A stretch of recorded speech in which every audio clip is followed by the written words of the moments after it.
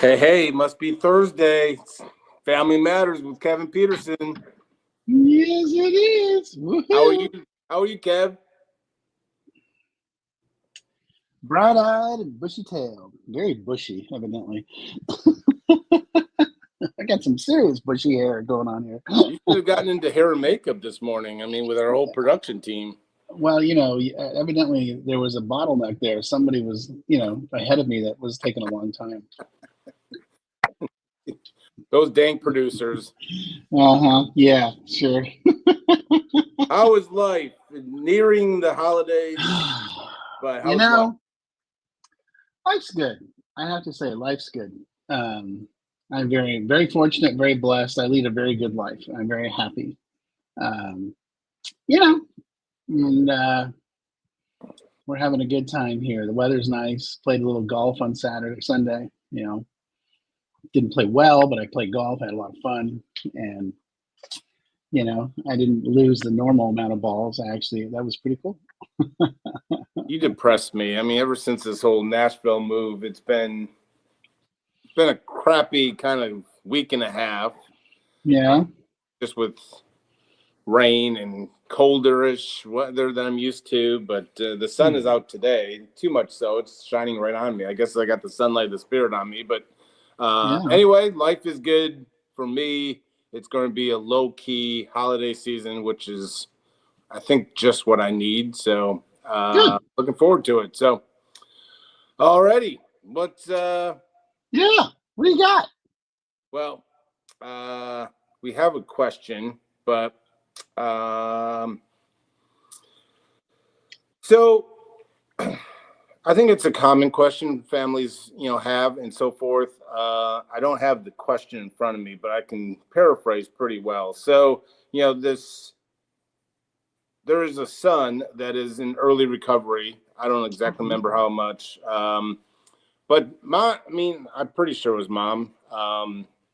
Is talking about there was a divorce at a young age and kind of a messed up relationship with his dad. And then there's some traumas that she said she doesn't want to get into. And so as a family, I'll just say this as a blanket statement. So families, I think, want or worry that they get into recovery, but yet they're not necessarily dealing with those quote unquote traumas or the things that happened in the past. The mom says doing well, but is there something within the recovery circles that deals with that heavy trauma is what her question is. I'm sorry, I don't understand the question. You run that by me again? So we all come in with recovery. I'll put it in terms with divorce, and there may be some traumas, whatever they may be, abuse, so forth like that. And so I think parents want to know, like, are they ever going to talk about that? Is that something they talk about within recovery circles? Is there something within the recovery community that deals with traumas? Okay. Thank you. Okay. So when somebody's in, now I'm sorry, I was getting the trauma part, but not the beginning part. Okay. Great question. Phenomenal. It's shocking that you hang on to the trauma part, Mr. Clinician.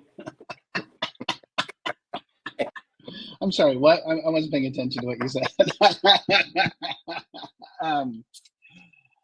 So the thing about trauma is, in order to start treating it with one of the traditional methodologies, EMDR, somatic, whatever work we're going to do, there has to be a level of stability and consistency in the person's life, right? And that really doesn't come within 30 days. So that's why you're going to be looking probably more at a 60, 90-day, 6-month engagement, because what's going to happen, right, is it's going to bring up stuff, and we don't want it to bring up too much stuff and overwhelm them, so they go back to the substance abuse. So it's kind of a what's the word I'm looking for? It's kind of one of those things that between the individual and their therapist, they really have to sort of figure out, how much of this can you handle? because we don't want to flood you. We don't want to overwhelm you and then have you get freaked and then go back to self-medicating. So, so I understand that people are always like, he has trauma. We got to do trauma. He's got to start doing trauma. I'm like, I understand that. I totally get that. But that doesn't happen overnight. It's, I mean, I still do trauma work myself with my therapist, and it's very overwhelming and it's very intense. And, you know, she's like, hey, I just want to make sure you're not going to do this and then rush into like 6 hours of therapy, or, you know, I want you to have some time to chill down and cool and feel and let it all flow through you and engage with you. And so it's the same thing with somebody in young sobriety, whether they're in treatment or out of treatment. It's, should they do it? They should definitely look into it. Yes, absolutely, because everybody who's in recovery has some trauma. Um, uh, and I think, you know, that's, yeah, it's one of those things where you have to allow the clinician to figure out where the individual is and sort of work their way through. And there's so many different methodologies that I think are really wonderful. You know, EMDR. Just get some crazy comments here, bro. It's an interesting. So, you know, there's breath work, right? There's yoga can be very healing for trauma. There's trauma yoga. You know, there's EMDR. There's somatic experiencing. There's lots of different ways to do trauma. So it's really about finding what works for the individual and where they're at. The real question is, are they ready for it? See, it only took me 7 minutes to get to the answer. You know, are they ready for it? How about the age old, where do you, I think we've probably talked about this, but I mean, you probably get the calls, you know, especially, you know, working for a treatment center now. I mean, do you put any stock into current clinician while in treatment and the client not getting along with that certain clinician, and mom and dad may be saying, is there any chance that they can switch clinicians? Are they out of their lane when you deal with those calls, or how do you deal with? You know, that's a great question. That's a really good question. And so how I approach that is, let's take a look at what's going on and why. Okay, because let's be honest, I get that. I get that feedback a lot. Like, oh, we're not sure we like Kevin. We're not sure we like the way he goes about things. And you know, my supervisor or people that I work with, I'm like, well, okay, why? You know, is he rude? Is he not courteous? Is he abrasive? No, we just don't like the topics. We don't like the way he's doing things. Ah, okay. So what you're saying is he's touched on a nerve. And so it's really kind of the same thing with the individuals, you know. Pardon me, something in my throat. I want to know why the person why do we think we need a different therapist? And, you know, and here now we're going to talk about the classic triangle, right? So there's the kid, the person. I say kid because I'm 60 and everyone's a kid. There's the client, and then there's the therapist, and then there's mom and dad of the family. Pardon me, God, you obviously touched a nerve here. Yes. Yeah, I know. Finally, this is the closest thing to speechless that I can get. I'll take the win. The belching is good for you. You like that? That makes you feel good. Okay. So we have the client, the therapist, and the family. And so instead of the client going to the therapist and saying, "Hey, I'm uncomfortable with what's going on here. I don't like this," they're going to mom and dad or whoever, and then mom and dad are communicating that. So now we're completing the triangle. What I would like to do is break that and say to the individual, hey, if you struggle with this person, oh my gosh, I totally grasp that. I get it. Let's sit down and talk about why. And then let's bring that person in, because I want to teach you how to deal with conflict in a really positive, you know, compassionate way, so that you can move forward in life and be like, hey, you know, you're a good person. I just don't fit with you, you know? And, you know, 9 times out of 10, the answer is going to be no. Let's just be clear, because A, we want you to work on it. And B, we really don't let people that are newly sober pick their therapist. You know? Yeah.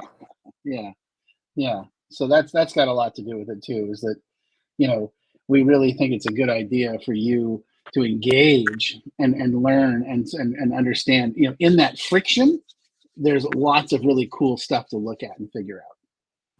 So Yeah. I wanted to actually, I just remembered whatever you said tipped me off to something that it happened 2 or 3 weeks ago or something. We skipped over it. I did. I don't even want to put we because you didn't skip over it, but it reminded me. And so I want to go into another question, unless there's another topic. I mean, are you done with that? It's say I get really excited when I remember things, and then I just kind of ignore you, and then I just go to mine. But so I thought it was a fascinating question, and it goes directly to what we're doing.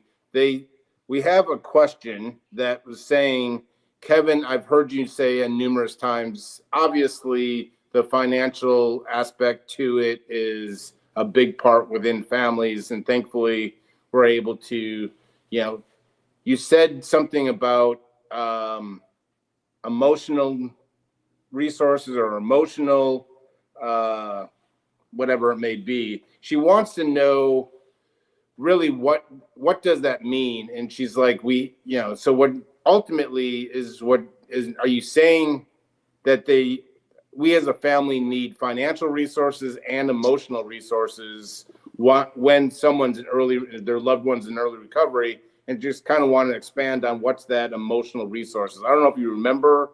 I don't necessarily remember what she's talking about, but do you know what are some emotional resources that we can give families early in recovery? I guess would be the question. Emotional resources? No, that's great. No, I definitely, yeah. I mean, I that part of the It question. sounds like something you'd say. Yeah, well, that's the kind of therapy nonsense that comes out of my mouth when I'm sort of in my, I put on my therapy hat and I'm like, well, let me tell you. It's a good, but what ticked me, or what kind of got my ears perked up is, yes, we all talk about the financial resources and the financial kind of how much is in the bank, but what we're asking families is really to put kind of emotional into, like, deposit some emotional resources within a bank that no one really talks about.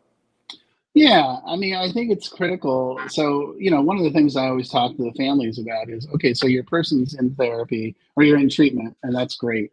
But now, that 30, 60, 90, 6 month, a year, however long the stretch is, that is your opportunity to take a breath and take care of yourself, and by that I mean individual therapy. Attend whatever the treatment center offers in the way of like a family program or a family meeting or that sort of thing. And then, I think a lot of what we call psychoeducation, so read the material that is out there that's available for things like, understanding addiction, understanding recovery, understanding codependency, understanding trauma, understanding family systems, understanding, guilt, shame, and vulnerability, understanding mindfulness, as I want you to be taking care of you, because this living with someone who struggles with addiction is super traumatic to the family, and they're getting pummeled just as badly as the individual is. So I want them to be putting, like, making deposits into their emotional, bank account by taking care of themselves. Just putting the person in treatment is a big step, but then there's so much more after that. Yeah. And reading the big book. I mean, I think you were the one that originally kind of said it, or whoever did it, but I think it's surprising how when I get families to read the actual thing that their loved one's probably going to be living out of, their direction manual, families really are educated alone just by reading the first 164 pages of the big book.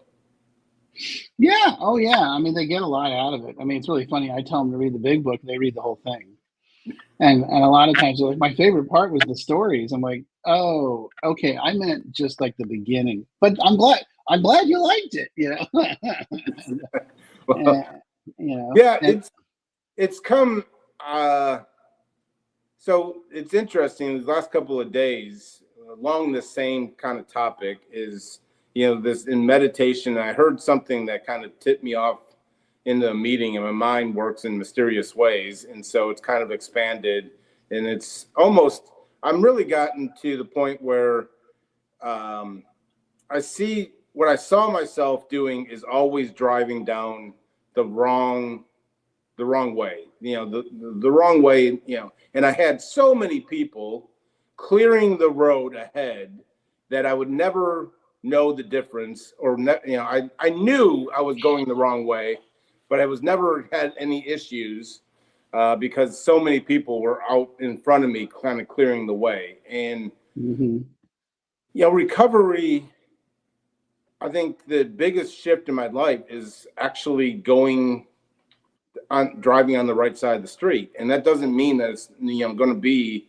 nonstop. There's going to be stop signs, there's going to be people in my lane, there's going to be all but life is so much easier when you're driving on the right side of the road. And I think too many times we have families kind of clearing that road for people, and I'm not saying they're doing anything wrong, but for me, I never knew life driving in the right direction, if that makes sense. And I think it's I did a lot of journaling around it, and it's kind of been like freeing. Like I'm 16 years sober or something, and it's not like I was thinking about drinking or anything, but that in itself, it just feels like holy, like I think more people would kind of learn if they understand driving, in my version, driving down the wrong way, and the damage that families do by clearing that way, in a sense. Oh yeah, no, absolutely. And the thing is, they think what they're doing is is helping, and instinctively, I understand that, and I don't want them to feel bad about that. I was talking to one of my families this week, and they're like, "God, we read your book, and we're like, geez, we did everything wrong." Like, no, you were just following your instincts. Your instincts are when your child's in distress is to try to fix it and solve it and take care of them. But when your child's 25 or 35, it's like, okay, so they're not a child anymore. When they're 12, 14, 16, that's when you're supposed to start this process of them taking over and you disengaging and saying, well, now it's time for you to learn and start handling things, and you're learning in an environment where the consequences are really low. And so, not that I want everyone to suffer, but let's be honest, that tends to be, how we learn how to make good decisions is by making bad decisions and saying, oh, that didn't work. I'm going to try it this way next time. So, that's okay. That's all part of the process. And, but I think it's just letting the family understand that, there's a way to do that with a great big piece of love in your heart and saying, I love you. But the answer is no. And the reason why the answer is no is I want you to learn how to solve this problem. Now, I will offer you support. Do you need a tutor? Do you need a sober coach? Do you need a therapist? Do you need a doctor? Sure, I'll help you with those things. Absolutely. But I'm not going to be your fix-it. I'm not going to be the family handyman. That's the job that I keep trying to get families to disengage from. I told another family this week, I want to take you out of the addict management business. And nothing personal, you're doing a really bad job, And they're like, no, I know we are. I said, it's okay. You're not, it's because you're not a professional. I always say, what do you do for a living? Well, how would you feel if I walked in one day and said, I'm taking over? They'd be like, you'd be completely underwater. I'm like, right. So let me help you find the right process, Life is so much easier driving down the right side of the street. I'll just say that. But anyway, it's for, families don't know the difference. But when you see a family that are putting in healthy boundaries and doing the emotional kind of deposits into the bank, you can tell there's a huge difference. You can tell in the whole family and within the individual himself. And also, by the way, it goes the other way too. When the families aren't willing to do the work, I can pretty much predict that the kid's not going to be willing to do the work either. Wow. That tends to be a hand-in-hand environment. When they're too busy or they're not interested, or they have all the reasons and stories and excuses why they're not going to be engaged. I can just tell you that after doing this for as long as I'm doing it, neither is the client. The client's like, hey, they're not doing it, I'm not doing it. And it's like, yeah, I get it. I wouldn't either. So You you're gotta, saying the family can set up failure. yeah, it's not their fault. I'm not saying I'm not going to blame them for the No, no, individual, yeah. you know, but if it's do as I say, not as I do, that's just not a good system, you know. Well, good job, Kevin. I think you're going to be off for the rest of the holidays. Maybe we'll do something in 2 weeks. But hell of a job, Kevin. You brought it. Hey man, it's my pleasure. It's great to see you. As always, Merry Christmas, Happy New Year, Happy Hanukkah, Happy Kwanzaa. I almost said speechless, but we'll label it a tie. But I'm getting close. Festivus for the rest of us.